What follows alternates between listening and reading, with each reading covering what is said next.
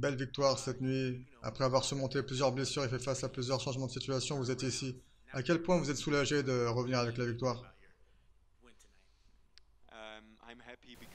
Je suis content parce que mon équipe a fait un excellent travail pour me remettre sur pied après ma blessure.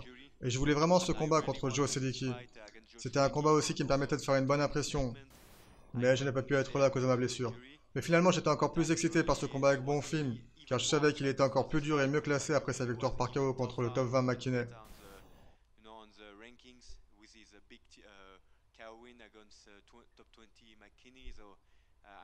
Donc, je suis très heureux de ma performance et du travail de mon équipe pour m'avoir permis d'arriver jusqu'ici. Vous aviez dit que les gens parlaient de ce combat, qu'il était sur la carte principale, et les connaisseurs savaient que ça allait être un combat particulièrement intéressant avec vous deux.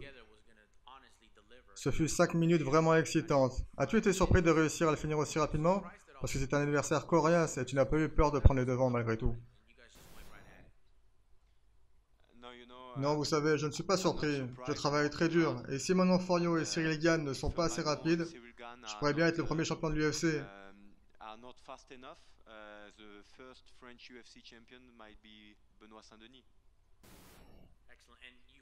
Tu as anticipé ma prochaine question. J'espérais que tu ne sois pas trop blessé pour la suite.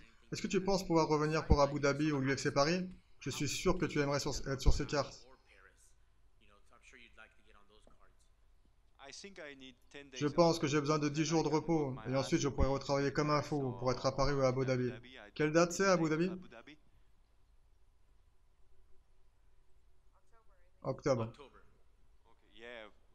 Oui, Paris en septembre, Abu Dhabi en octobre, ça pourrait être super. Concernant ton combat, es-tu satisfait de ta performance? As-tu été surpris par certaines choses? Vous lui avez envoyé beaucoup de kicks et après vous l'avez fini au sol.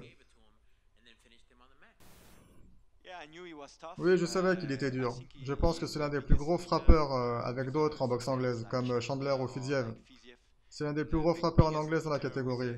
Il vient de la boxe anglaise et il est invaincu dans cette discipline.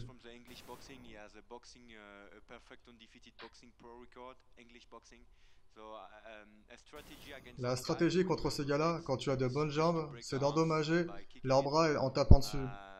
Il faut viser le corps ou le bras, et c'était une de nos stratégies pour la partie debout. Ne pas le laisser respirer.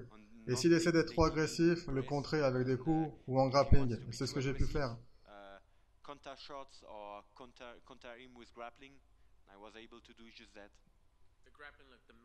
Le grappling était incroyable. Initialement, vous étiez proche d'une clé de coup, mais cela ne s'est pas fait. Pouvez-vous nous parler un peu de votre finition?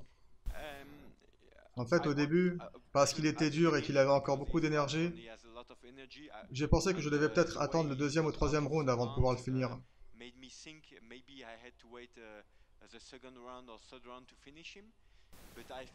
Mais j'ai senti quelques petites ouvertures lorsque je le frappais au sol par derrière.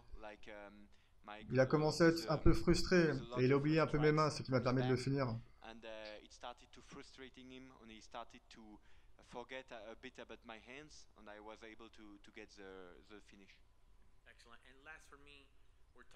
On parlait d'Abu Dhabi ou de Paris. Avez-vous des noms que vous aimeriez affronter pour le prochain combat? Il y a sûrement peu de gens qui vont accepter de vous affronter maintenant avec cette performance. Vous savez, pour être honnête, Benoît Saint-Denis est un combattant invaincu. Parce que ma seule défaite, qui est une défaite par décision face au top 15 77 Élysée, ne compte pas. Le gars s'est fait attraper par Osterine 3 mois après notre combat, donc je ne sais pas encore pourquoi j'ai pas mon no contest. En France, le résultat aurait été changé en victoire par disqualification. Donc j'aimerais vraiment que l'UFC revoie cette décision. Vous savez, j'aime cette organisation. Mais si vous voulez lutter contre le dopage, vous voyez, le gars, il se fait attraper, mais il a gardé sa victoire, il a gardé son argent. Et je pense que j'ai pris les statistiques les pires de l'UFC maintenant à cause de ce combat, car je suis resté debout devant lui en encaissant plein de coups. Au final, j'ai encaissé beaucoup de frappes significatives à la tête dans ce combat. Vous vous souvenez du combat? Certaines personnes qui sont ici se rappellent de ce combat, et vous savez que j'ai pris beaucoup de coups, et finalement, il se fait attraper pour dopage. J'attends toujours mon no contest. Ce n'était pas ma catégorie de poids, j'étais en short notice de 3 semaines, donc donnez-moi mon no contest, je suis invaincu, et j'ai aussi 100% de victoire avant la limite. C'est simple. Je veux Arman Sarukian ou Mateusz Gamrot ou Fiziev. Je veux l'un de ces jeunes lions de la division. Et si je réussis à vaincre l'un de ces trois gars, alors je pourrai affronter les anciens comme Dustin Poirier, Michael Chandler. Je peux même viser plus haut que ça après. Mais j'aimerais vraiment un jeune combattant du top 15 comme Sarukian ou Gamrot. Je serais vraiment excité de pouvoir affronter Gamrot, car il est l'un des seuls à avoir vaincu Mansour Barnaoui, qui est un ami à moi, un Français. Je voudrais le venger et m'offrir sa tête à Paris.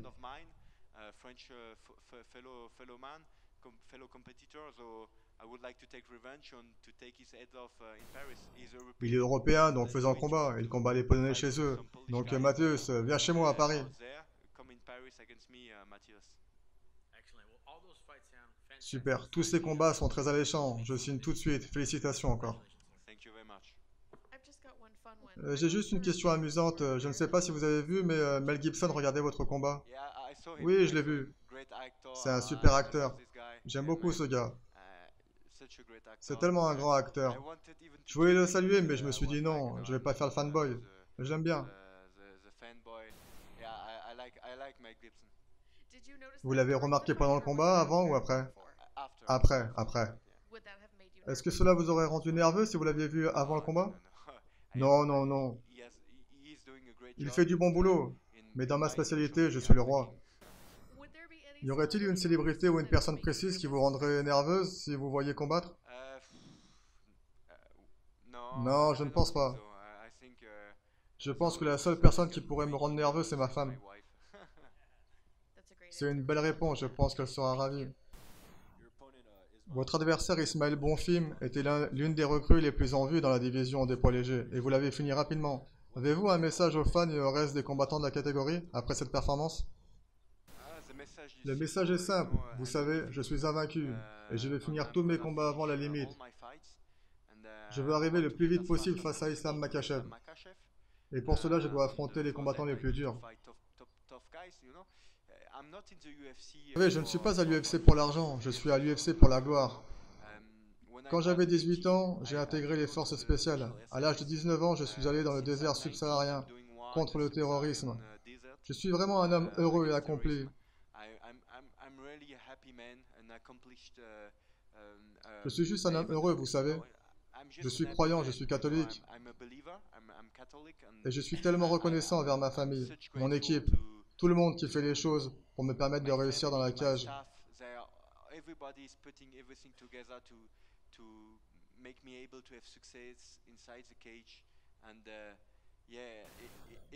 Et tous ceux qui vont m'affronter doivent savoir que je prends beaucoup de plaisir dans la cage. Et oui, je peux danser avec n'importe qui dans la division des poids légers.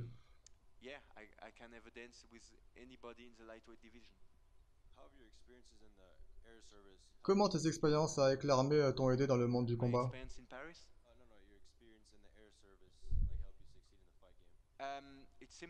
C'est simple. Je pense que je veux être le gars qui est arrivé le plus rapidement à l'UFC depuis mes débuts en MMA.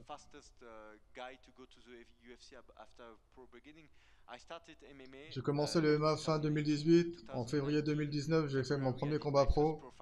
En 2021, je suis arrivé à l'UFC, dans la division la plus compétitive. J'ai été aussi rapide que Cyril Gane, mais Cyril n'a eu que 3 combats avant de signer à l'UFC, alors que moi j'avais déjà 8 combats, et avec 8 victoires avant la limite. 8 victoires en 2 ans. Et cela même pendant la période du Covid. Donc je pense que je suis le plus rapide. Si vous regardez sur Tapology, je pense que je dois être le gars qui est arrivé le plus rapidement à l'UFC. Et j'ai commencé le JJB en 2017 seulement, le kickboxing en 2018. C'est juste le feu de la passion du MMA qui m'anime.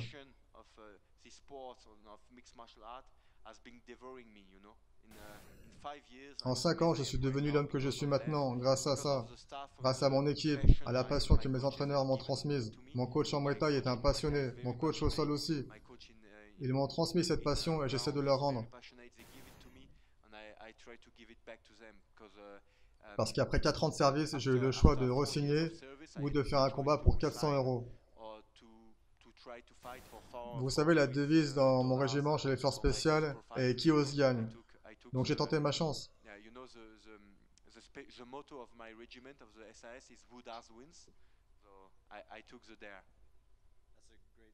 C'est une superbe histoire et je viens de voir que tu as un peu assisté sur Mateusz Gamrot. Des trois noms que tu as cités, je suppose donc que c'est celui que tu préférerais affronter? Oui, parce qu'il est européen. Et je pense qu'il n'aime pas la bagarre, alors que moi si. Je pense que c'est un super grappleur, mais je pense que je suis encore meilleur que lui. Donc je pense qu'il ne pourra rien me faire. Je pense que ce sera un super combat. Je dis tout ça, mais c'est avant tout un combattant très dur. Je vous vois avec un petit sourire, mais j'ai hâte de montrer aux gens ce que je vaux.